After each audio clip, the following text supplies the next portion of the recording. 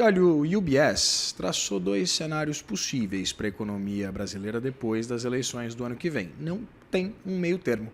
Um é muito otimista, o outro muito pessimista. O que divide a avaliação enviada aos clientes do banco é a política fiscal do governo.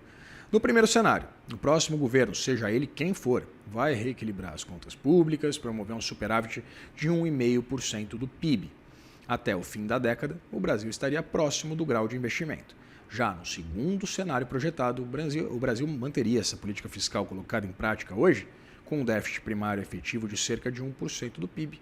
E aí esse desequilíbrio levaria à desvalorização do câmbio, pressionando a inflação e contratando uma recessão de até 3% do PIB para 2028. E nesse cenário, o Banco Central perderia a capacidade de enfrentar o aumento de preços e quando isso acontece, o que se chama é um cenário de dominância fiscal. Para ajudar a gente a entender melhor esse cenário, converso agora com Solange Surur, que é colunista aqui do CNN Money e diretora de macroeconomia do UBS Global, mas ela aqui no Brasil. Seja muito bem-vinda, Solange, sempre um prazer dividir tela com você. Prazer meu, Irajá. Solange, 8 ou 80? Eu queria entender exatamente esse cenário acerca da possibilidade de o Brasil fazer o dever de casa, de atrair investimento, ganhar um grade ali, né, bonitinho, uma estrelinha das principais agências de classificação de risco e, evidentemente, também esse outro cenário desenhado, projetado, caso nada disso se confirme e se concretize. Bem, o que a gente discute muito dentro do Wealth no UBS aqui no Brasil é a questão de como está, não tem como ficar mais por muito tempo, tá? A gente tem hoje uma dívida PIB que deve crescer, né, quase 10 pontos do PIB em 4 anos. A gente está fazendo um superávit primário muito baixo em relação ao que seria necessário para estabilizar a dívida, para que ela pare de crescer nessa velocidade. A gente estima que precisaria ser feito um ajuste de quase 3,5 pontos do PIB ou 4, né? Isso, obviamente, não precisa ser feito em um ano, mas precisa ser sinalizado como forma de trazer a expectativa de estabilização da dívida já nesse patamar mais elevado. E como o Naka falou, né, o governo vem cumprindo metas, mas metas que são, além de não serem completamente dentro do teto, né, tem muita coisa fora do teto, fora da meta, elas são insuficientes. Então, do jeito que está, muito difícil fica, né, porque a gente tem hoje um juro real, né, de quase 7,5%, 8%. Poxa vida, tivemos uma oscilação ali com o contato, né, com o sinal da nossa colunista Solange Surur. A gente vai tentar retomar essa conexão para a gente dar vazão a essa discussão que é bastante relevante acerca desse cenário projetado pelo UBS. A Solange Surur falava sobre esse incremento do ponto de vista dessa relação entre dívida e PIB. Há levantamentos que apontam, por exemplo, para um incremento para cima do patamar de 80% já no ano que vem. A gente tem acompanhado esse cenário de bastante deterioração, evidentemente a retirada de diversos gastos do governo, da meta fiscal, das regras desenhadas pelo próprio governo federal, como, por exemplo, os gastos envolvendo a reconstrução do Rio Grande do Sul assolado pelas chuvas, também dentro desse escopo aqui dos precatórios, né? A gente sabe, lá fora do orçamento público, vai voltar a pressionar o orçamento público apenas em 2027, um cenário que, inclusive, os gastos discricionários, aqueles livres do orçamento, os gastos não carimbados, eles chegam a praticamente zero, o governo sem qualquer tipo de margem de manobra. Retomamos o contato com Solange Surur. Por favor, Solange, complete a sua resposta. Realmente, eu acho uma tristeza, uma deselegância esse negócio que a tecnologia faz com a gente. Pois é, mas na verdade o que eu tenho dito é que com esse nível de dívida e com esse nível de juro, a gente precisa de superávit muito maior para trazer algum equilíbrio. E para isso vai se precisar de um governo que mexa nos gastos públicos. Não adianta trazer a solução via arrecadação, certo? Porque a gente já está com a carga tributária no nível mais alto da nossa história, né? E carga tributária não vai adiantar se o gasto obrigatório continuar crescendo nesse ritmo, que é muito acima do ritmo da arrecadação, ainda que se crie mais imposto. Então, eu acho difícil ficar do jeito que está. Por isso que é um cenário 8 ou 80, porque não fazer nada não é uma possibilidade, vai piorar muito mais ainda a dinâmica da dívida. Pois é, né? Um bom e velho conceito da curva de Laffer que se aprende, acho que no primeiro semestre de economia, né, Solange? Eu queria entender exatamente aquilo que deveria ser o dever de casa, então. O que a gente deveria estar discutindo, seja em âmbito do executivo, seja, evidentemente, também por meio de projetos enviados ao legislativo, para a gente conseguir evitar esse cenário de... né, em que o Banco Central, por exemplo, ele perca completamente o leme da condução da economia e principalmente desses indicadores macroeconômicos do país. Solange? Bem, em primeiro lugar, vai ser preciso rever a regra do salário mínimo, né? Eu acho que desindexar gasto social do salário mínimo deveria ser uma meta, mas existe uma questão em que isso poderia levar ao imbróglio no judiciário, né? Então, acho que a melhor maneira seria revisitar essa regra, onde o crescimento do salário mínimo não é só a inflação, mas é a inflação mais o PIB de 2 anos atrás. É meritório da produtividade para o trabalhador que está na ativa, mas, infelizmente, a gente reajusta gasto social e pensão, que não são os trabalhadores que estão na ativa, né? Isso pressiona muito o gasto público. Vai ser preciso revisitar também a indexação de saúde e educação da Receita, que era o que a gente tinha no antigo teto de gastos, era que saúde e educação cresciam com a inflação.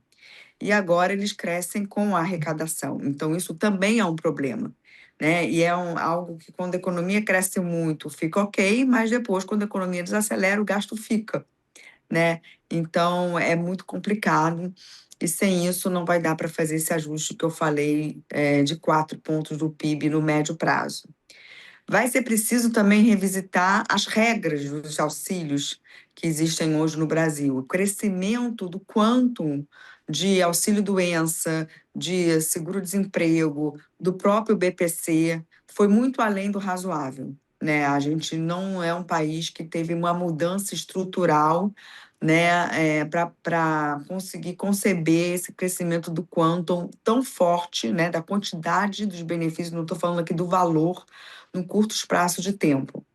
Então, sem essas pautas, que obviamente são muito impopulares, mas são muito necessárias, não vai dar para fazer esse ajuste. Agora, de outro lado, a gente não pode esquecer de voltar com reformas, né? A reforma administrativa estava bastante em voga na mídia, mas depois da questão da segurança pública parece que ficou esquecida. E a gente vai precisar fazer uma nova reforma da Previdência, não só pela questão da regra do salário mínimo, como eu falei, que pode ser separada da reforma da Previdência, mas vai precisar, né, atualizar essas idades mínimas e os regimes especiais, porque a economia que foi esperada, né, na última reforma aprovada não é mais esperada, e a população tem vivido mais, né, e a gente vai precisar dessa atualização. O ministro da Previdência discorda frontalmente de você, Solange Surura, acerca da possibilidade, da necessidade de uma nova reforma da Previdência. A Solange, pensando então nessa possibilidade de o Brasil ter uma nota de crédito relevante, a gente de fato ter ali um investment grade significativo, se a gente fizesse esse básico, a gente tem hoje uma economia que cresce ali cerca de 3% ao ano, já um período bastante prolongado, anos sucessivos de crescimento num patamar razoável para bom, e evidentemente uma Selic bastante elevada, exatamente para tentar convergir essa inflação à meta, uma inflação ainda fora até mesmo do teto da meta. Queria entender exatamente, dentro desse ambiente macroeconômico que a gente tem, o que falta para que o Brasil atinja um ponto relevante ali, né? Para virar de fato um destino seguro e certo para os investimentos mundo afora. Então, falta muito, porque eu acho que a gente vai precisar trabalhar nessa agenda, que não é algo que se conquiste no curto prazo. Quando a gente compara a nossa dívida PIB com os outros emergentes, a gente está com um nível bem mais alto e a gente está com uma trajetória bem pior. Então, para chegar num nível de investment grade novamente, a gente vai precisar passar por todas essas reformas que eu falei, sejam elas de mais estruturais, sejam elas mais de leis ordinárias.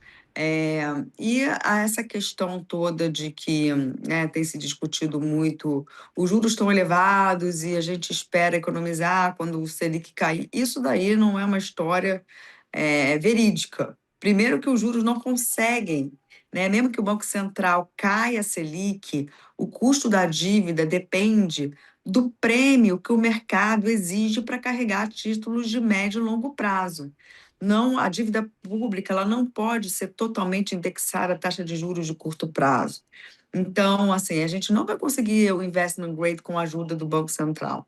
A gente só vai conseguir o investment grade quando o mercado acreditar, e o mercado são os poupadores, né? Não são os bancos ou os assets, são os poupadores que depositam o seu dinheiro nos títulos públicos, né? Muitas vezes até sem saber, quando colocam na renda fixa ou na poupança, quando o mercado acreditar que essa dívida vai se estabilizar. Então, essa agenda é imprescindível para qualquer que seja o governo que seja eleito. Caso contrário, ainda que a Selic caia, ela vai cair pouco e, eventualmente, ela vai ter que voltar a subir. Independentemente de que governo seja eleito. Hoje a gente tem acompanhado essa resiliência da popularidade do governo Lula, evidentemente um pouco arranhada agora exatamente por esse aspecto que tange a segurança pública, né? A gente sabe que o PT e a esquerda como um todo tem uma certa dificuldade de ingressar nesse debate de uma forma que tenha algum tipo de interpretação positiva mais ampla, enfim. Mas pensando no cenário, esse cenário de ajuste, de algum tipo de revisão do ponto de vista dessas vinculações orçamentárias, esse cenário é plausível em se precificando uma reeleição do presidente Lula? Olha, Irajá, eu costumo dizer que esse ajuste vai ser feito com dor ou sem dor. Então, se ele não for tentado logo após a eleição, e por que logo após a eleição? Porque a gente sabe que a partir do momento que o tempo vai passando, né, se o governo recém-eleito não implementa reformas duras, ele não vai fazer isso no segundo, terceiro e muito menos no último ano do seu mandato, né? Ainda que não haja reeleição possível depois de 2 mandatos, todo governo quer fazer seu sucessor. Então, ele vai precisar ser feito no primeiro ano. E por que com dor ou sem dor? Porque se não for feito, eu não tenho dúvidas de que a economia vai sofrer bastante, porque, como eu digo, os investidores sabem que a gente está sabem, nós todos aqui sabemos, e eu estou tentando deixar isso bastante explícito, que nós estamos numa trajetória de dívida insustentável. Então, se não for tentado um ajuste, essas taxas de juros exigidas vão ser muito altas. Isso significa que a economia pode desacelerar de uma forma muito rápida e abrupta, né? A gente já está com juros altos, a gente já está vendo problemas potenciais, né, de inadimplência e de recuperação judicial e etc. Então, se não for nada feito e as taxas de juros subirem, essa situação tende a piorar de uma forma muito rápida. O câmbio, que está muito bem comportado hoje no Brasil, é completamente o resultado de um dólar fraco, né, global. Mas se a gente não sinaliza essa sustentabilidade, esse prêmio de risco não fica só nos juros, ele vai para o câmbio também. E aí a inflação sobe, e quando o câmbio deprecia de uma forma também rápida, a inflação acelera muito. Então, a gente vai fazer com dor se precisarmos passar por um ajuste de atividade com inflação ao mesmo tempo alta, ou a gente pode tentar fazer proativamente e ter a confiança dos investidores ajudando, né, até inclusive baixando a expectativa de inflação, baixando os juros de longo prazo. Então, quem quer que seja, vai precisar fazer isso e no curto espaço de tempo. Pois é, né, Solange? E é por causa desse cenário que você considera que Gabriel Galípolo, por exemplo, tem sido tão hawkish, tem sido tão duro tanto nos canais oficiais de comunicação, quanto evidentemente também nessas falas, seja a imprensa, seja nesses eventos, né, de bancos. O que explica exatamente esse tom tão duro, tão hawkish por parte do presidente do Banco Central e essa dita busca incessante pelo centro da meta, né? Até porque o governo pode esquecer, mas a meta ela não é 4,5, ela é 3. Pois é, eu não acho que o Gabriel Galípolo esteja sendo extremamente duro, ele está fazendo o trabalho dele. O trabalho dele é trazer a inflação para 3%. E mais ainda, o trabalho dele é fazer as pessoas acreditarem que a inflação vai ser 3%. Né? Então, para isso, ele precisa insistentemente lembrar que ele tem uma meta a ser cumprida. E se os juros tiverem que ficar altos por um período prolongado para chegar no 3%, ele precisa atuar dessa forma, é o mandato que recebeu. Então, assim, a política fiscal, ela não está ajudando o trabalho do Banco Central, né? Por quê? Porque a gente já tem aí contratado para o ano que vem um estímulo fiscal super forte, que é o estímulo da ordem de 1 ponto percentual do PIB. Como sinalizar uma queda de juros nesse ambiente é um desafio, se realmente a inflação almejada é 3%. Tá certo, Solange. Pois é, exatamente um cenário ainda bastante desafiador. A gente conversou aqui com Solange Surur, colunista do CNN Money, diretora de macroeconomia para o Brasil do UBS Global Wealth Management. Muito obrigado, Solange. Sempre um prazer. Obrigado, prazer é meu.